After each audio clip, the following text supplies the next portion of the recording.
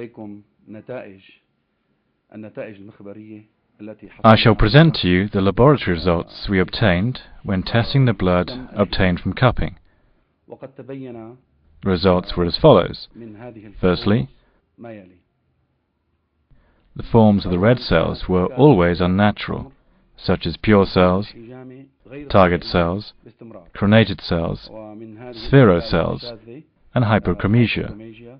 Burr cells, target cells, crenated cells. Of course, there was a difference in the sizes and forms.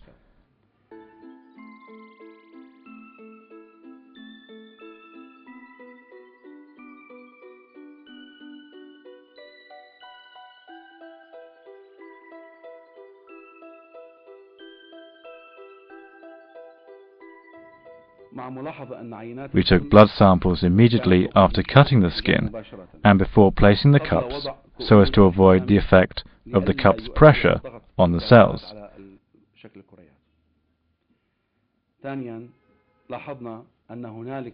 Secondly, we noticed that there was a large reduction in the number of white cells coming through the cuts in all the cases we studied, as there were about 525 to 925 cells in each millimeter cubed.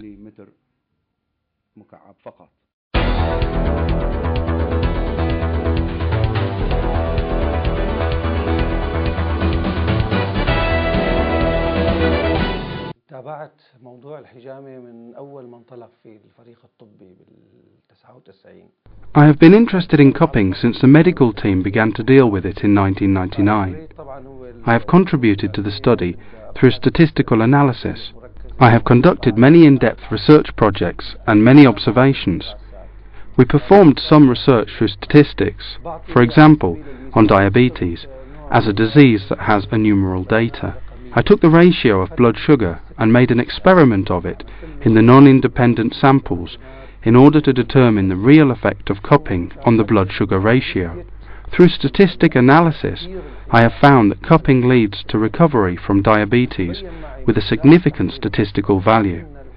Also, I made a study of the correlation coefficient so as to know if there's any relation between diabetes and cupping. Yes, I have noticed that the correlation coefficient is markedly high. Then I studied the value of this correlation, where I found that it is very high, with the coefficient being at the level of 1 in 1,000, with a positive statistic value.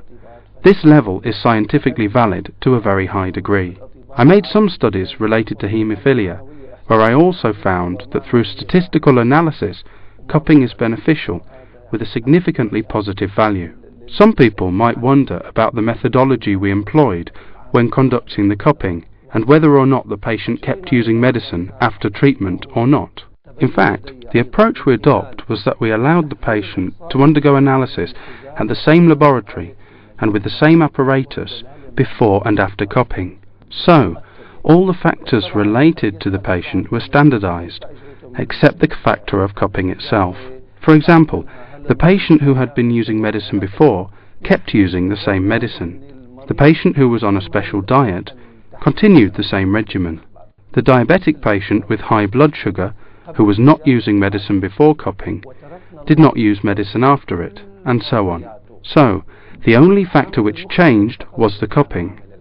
This way, we were able to obtain the following results. I have personally found that 60% of diabetic patients have been perfectly cured. Most who had sugar blood levels of 300, 400 or 500 decreased to a mere 100. About 20% of patients improved from a level of 400 to 190 to 200. Although this is still sick, it means that the percentage of blood sugar has decreased 50%. Unfortunately, there were 20% of patients who showed only slight benefits from cupping. Therefore, we are doubling our efforts and encouraging fellow scholars and researchers to find out why some patients enjoy the benefits of cupping, while some don't. This way, we might be able to help everybody in the future.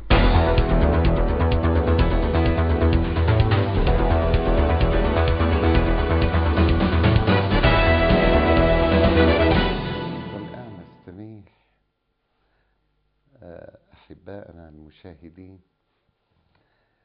Now, we ask our dear viewers to spend a few minutes watching factual events that occurred in our provinces of our dear country Syria, in which the wisdom of our great scholar Muhammad Amin Sheikho has shone like a star.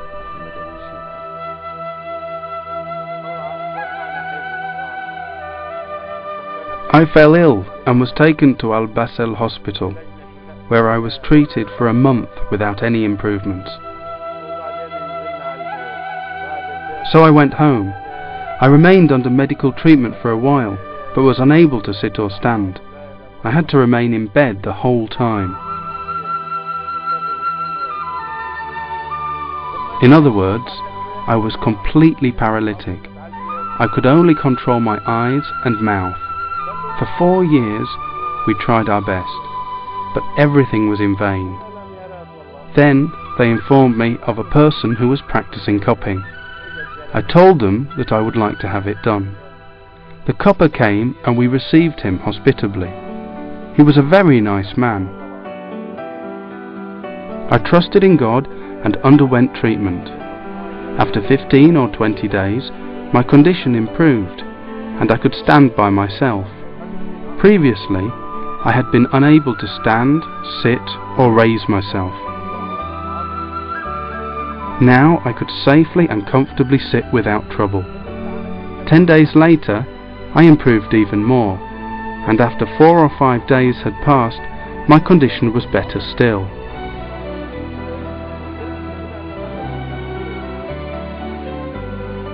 Praise be to Allah, now I can stand, sit, and do everything. I was in a terrible state before. I never expected to be cured, but thanks be to God that I was. Before treatment, I couldn't even open my hand. Now I can. Before cupping, I had lost hope of ever being normal again. Praise be to God.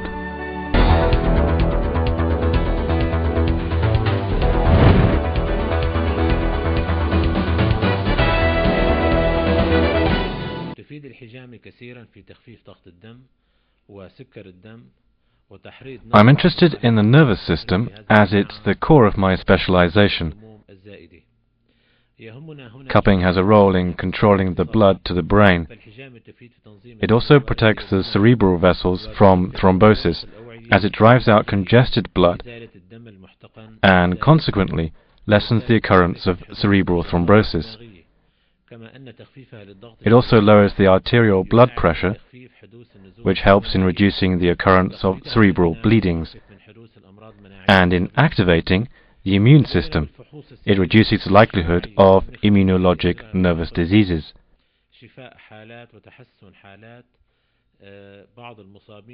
The clinical, radial and laboratory physical tests performed by our medical team showed the improvement or recovery, after cupping, of some patients affected by paralysis due to compressions in the spinal column or from cerebral infractions.